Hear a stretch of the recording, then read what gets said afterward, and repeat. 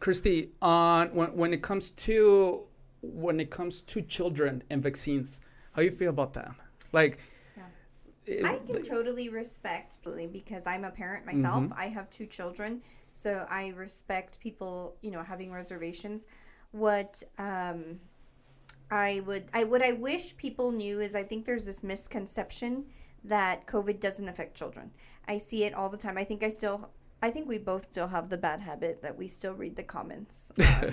I know. I aspire Yes. to be like those celebrities that are like, I don't read the comments, but I think I still read the comments, and sometimes, to be honest with you, it's frustrating because there's this misconception that Then you want to reply, right? To hey, yeah, okay, but we absolutely of don't course. reply.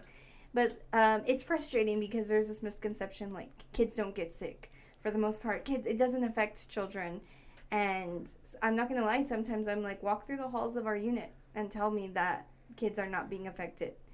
Come talk to these parents who are in an ICU for 30-something days, whose child is intubated or has a chest tube and had no previous medical history, and tell me that kids aren't affected. So absolutely, the day that the vaccine was available, my kids were first, one of the Wow. first ones that. I'm so glad I asked you that, and I'm glad, of course, that you have kids and that you are first to say, my kids are getting vaccinated. You're someone that deals with that on a Yeah. daily basis. Correct. Absolutely.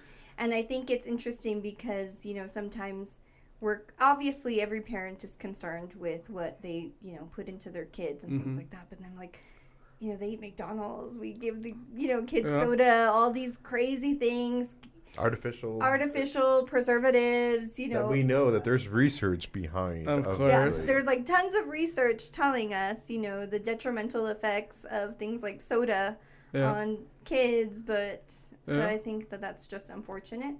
And yeah, absolutely. I think we have had the majority of the pediatric patients that we have had some that, because not all the kids get sick that get COVID. Not all of them. Some of them have mild symptoms. You have to understand that asthma is pretty prevalent in our community. Mm-hmm. A lot of kids in our community have underlying respiratory conditions like asthma or obesity, things like that. So it's important for those kids to be protected, but a lot of the kids have no underlying conditions and they just get really sick because we don't know how their immune system is going to react to these things. They're little. They've never been exposed to these viruses and pathogens.